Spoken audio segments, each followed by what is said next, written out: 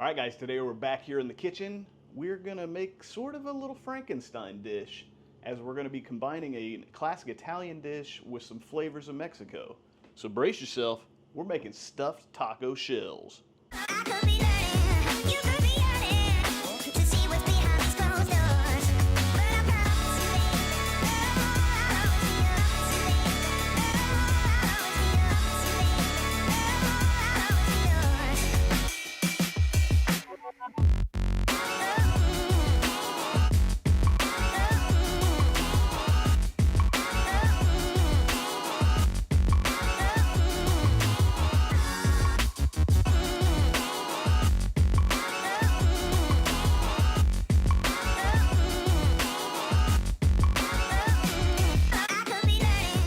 All right, so the first thing we're gonna do is we're going to set our oven to 350, preheat, we can't ever forget that. We've already got a pot of water boiling and we're gonna be throwing some jumbo shells in. The package says, oh, I can't find them, okay. Package says 9 minutes. So we're gonna put them in 8.5, 9, because you don't want them to be completely overcooked because they're gonna be going in the oven. But you also want them to be pliable enough that we can stuff them. We're gonna be doing about 25 of these shells, so usually that's about 3/4 of a box. So I'm gonna count those out, drop them in the water, and then I'll be back to show you the next step. 1, 2, 3, 4. 3 hours later. 25, 26, 27, 28. So the one thing I've learned as I've made this enough times is that if I want to make 24 stuffed shells, I better cook closer to 30 of the pastas, because some of them are going to rip, they're going to fall apart. I mean, really, what are you going to do with this quarter of a box of these anyway? So throw a couple extra in. The pasta's boiling, the oven is preheating. First thing I'm going to do here, probably really the only big step that I've got left to do, is just chop up this onion. So we're going to dice this up pretty finely. It's going to go into our taco meat mixture that's then going to be stuffed inside of these shells. So we're going to give this a chop.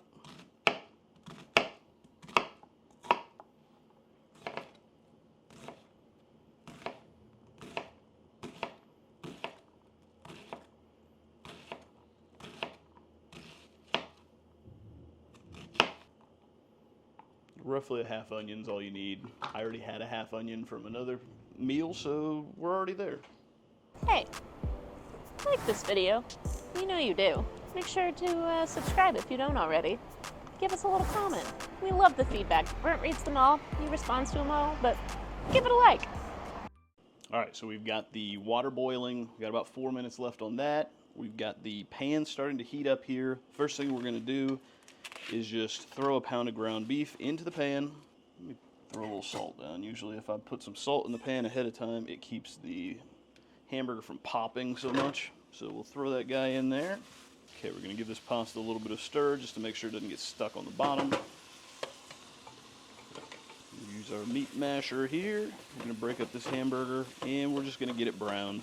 This is 80-20 ground beef that I've got going in here, so it's going to be probably a little too greasy and going to need to be drained before we move on too much farther, but that's going to take a few minutes and we'll see what the next step is.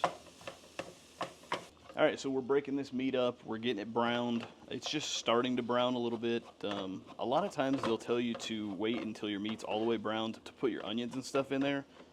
I like to put the onions in a little bit earlier in the process just so that they get a little bit softer. We don't like crunchy onions in our meat mixture, so I'm going to go ahead and bring the cutting board over here, this nifty bench scraper, shove these guys in the pool.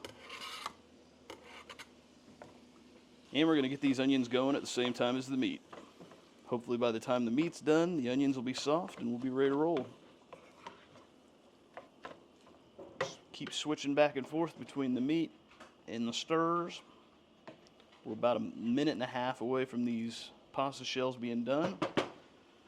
Once the timer goes off on those, we're going to pull them out, we're going to drain them, we're going to set them out onto a cutting board or some sort of surface that we can keep them separated. If you keep them all lumped together or just leave them in the pot, they will stick together, and then once you try to separate them, they're going to rip all up, and then you can't really stuff them very well.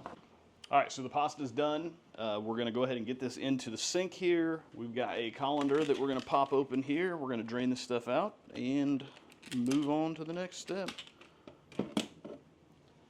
Colander down. That's a little bit too hot. A little too hot.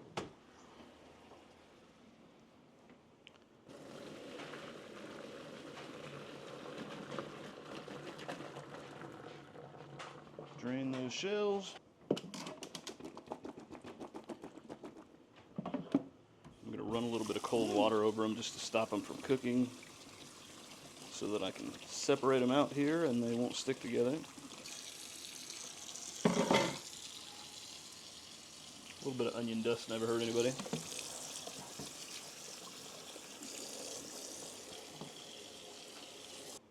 Make sure these shells are all separated out individually. Then they're just going to sit here for a few minutes and cool down while we move on and finish the beef. So the ground beef is almost done here. We're almost completely brown. We've got quite a bit of grease in the bottom of here that we're going to strain out here in just a second. Just going to let this stuff finish up a little bit.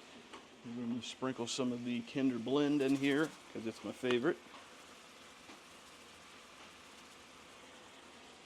Just to give it a little bit of flavor.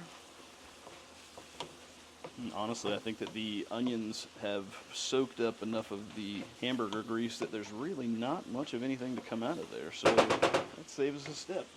Jump up here, throw a little bit of extra granulated garlic. Oop. A little bit of extra granulated onion. And then some taco seasoning. We're going to go ahead and put a packet's worth of taco seasoning in here. Since I get it in bulk, we just kind of eyeball it. I usually put a little bit more than a pack's worth in there. Get that all stirred up. We're going to toss just a little splash of water in here just so it doesn't get too sticky. We're going to be putting some salsa, some cream cheese in here in a few minutes, so it doesn't need to be super liquidy. Just enough to keep the seasonings from sticking to the bottom of the pan as we let them go here. So now that we've got this all combined in here, the taco meat, the onions, the beef, taco meat, taco seasoning, and the onions. Now we're going to put about a cup's worth of salsa in here. I'm not going to measure this. I'm just going to eyeball. That feels like a cup's worth. Maybe one to grow on. Okay, so we're going to stir this stuff in here. It's just getting a little bit more Mexican taste, some tomatoes and some cilantro flavor into here. If it looks like it needs a little bit more, put a little bit more in. Or if you want to, measure it out. You're better than me. I don't want to dirty another dish, so I'm not going to measure it out. I'm just going to eyeball.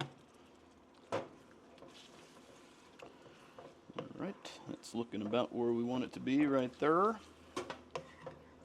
And we're going to grab out the next ingredient, which is whipped cream cheese. Now, as you all know, I'm not a big fan of cream cheese, but there's going to be little enough amount of this, and it's just going to melt away inside here, so we're not even going to know that it's there. This is an 8-ounce container. We're going to use half of that. We're going to do 4 ounces, so we'll just throw that in there. And we're going to move this around, just let it melt down into nothingness. This is the benefit to using the whipped cream cheese instead of blocked cream cheese, because it's going to melt down a lot easier. It's all just going to become one liquidy unit instead of, having some big blocks of cream cheese that take a long time to melt down. It's going to take a lot less time. We're almost ready to get this stuff put together. We're going to go full handheld mode here and show you what this is looking like. Turns this nice little orange color.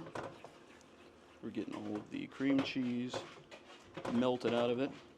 You can see Lucy is walking back and forth, making all the noise in the world. You can hear her barking. She wants to go outside, but there are guys working out there, and she's going to go running after them and nipping. So I don't know what to do.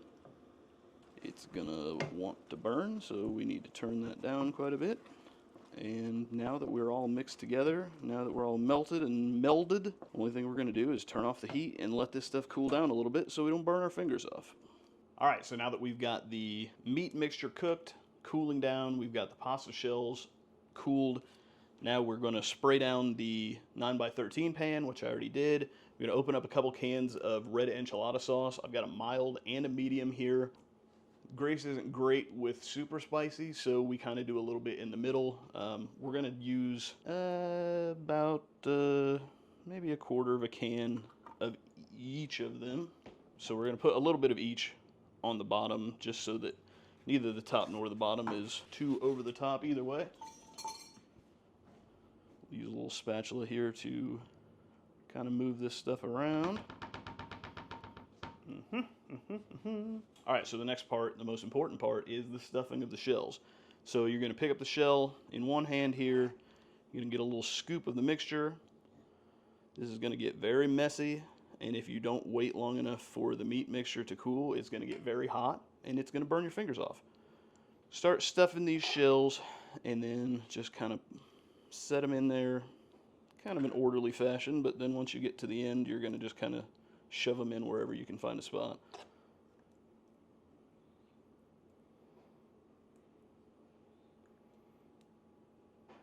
Get in here for a second angle so you can see better what my hands are doing.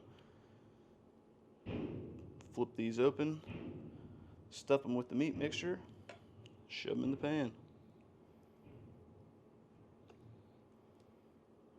Some of them will have the tendency to want to break on you. It's all right, just do the best you can. Once you cook these, some of them are going to fall apart during the cooking process anyway, so don't feel like, unless you're entering these into some sort of a contest and care about how they look, just get them stuffed and get them in the pan. They're going to get them into your belly here in a little bit. So we're getting down to the nitty gritty here. If you're the type of person that hates a mess and hates being messy, absolutely do not make this, because I have not found a way yet to not be a complete mess and get your hands all filthy. And I feel disgusting, but it is what it is. As you can see from starting here at this end, it was pretty clean. Then as we get to this end, I'm just over it, and I'm going to throw stuff in wherever it'll go.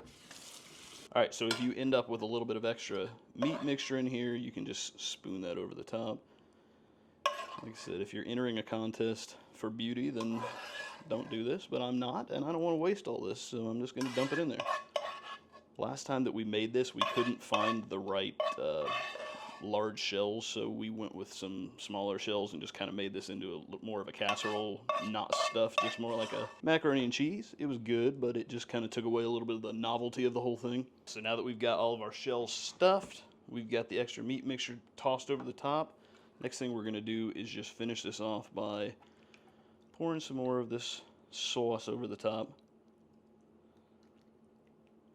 You want to just get it in between everything, make sure that all the little bits and pieces are covered. We got most of the can of the mild in. Now we're just going to put a little bit of the hot over the top, or the medium over the top, just for a little extra kick. These noodles are going to soak up some of this sauce in here, so if it looks like you're putting way too much in, it's not going to end up being that in the end. We got some taco cheese here. This is a 2-cup bag, 8 ounces, so we're just going to go ahead and put all of this on top of here. If you want to make it healthier, don't put all of it on there. See if I care. We have the tendency, whenever we make a dish that doesn't use a whole bag of cheese, to then just put that other half of the bag of cheese or the quarter bag in the refrigerator. Then we forget that it's there when we go to the grocery store, and then we buy another bag for another recipe, and then another bag, and another bag, and another bag, and then later on in the week when we go in there and dig around, we see that we've got, I don't know, 29 different half-empty bags of cheese, and it's a big pain. At least Lucy eats well. We're going to take this pan of this deliciousness, we're going to get over here to the oven, throw it in there for 25 minutes.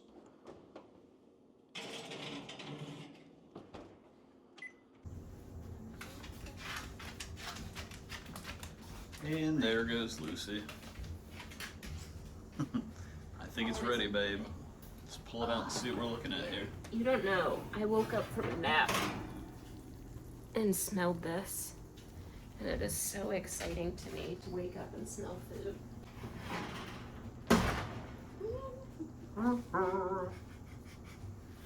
It looks like it's probably done to me. Yeah, so it is molten hot lava. Shut up!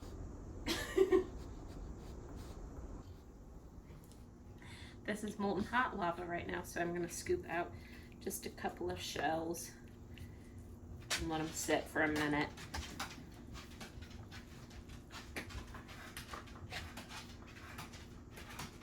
Here she is, clomping away. I was expecting a cheese pull, but there was none. Nah, I'm assuming it's you'd not a like me to stretchy cheese. scoop you out some too. No, that's fun. We'll share off one plate. We'll share up. It'll be cute. We're gonna be eating an actual meal later, so. This is true. This is just for the vids. For the tubes. So it's finally cooled down for you enough? I You can hope give it a so. whirl? I hope so. Probably not for you though. Do you guys have somebody in your relationship or your family that can eat things that are really hot, and then the other person's like, because that's us. I will eat something and be like, oh, that's hot, and Brent's like, okay, well then I'll eat it in 10 years when it's finally cooled down enough for me. Yeah, that's me. Alright, put it in your mouth and let's see how hot you I eat don't know. food. I'm just saying. Stick it in there. I don't think that I do, but other people have commented on it, is what I'm saying. It's not hot. It burns my face off. It's not hot, bro.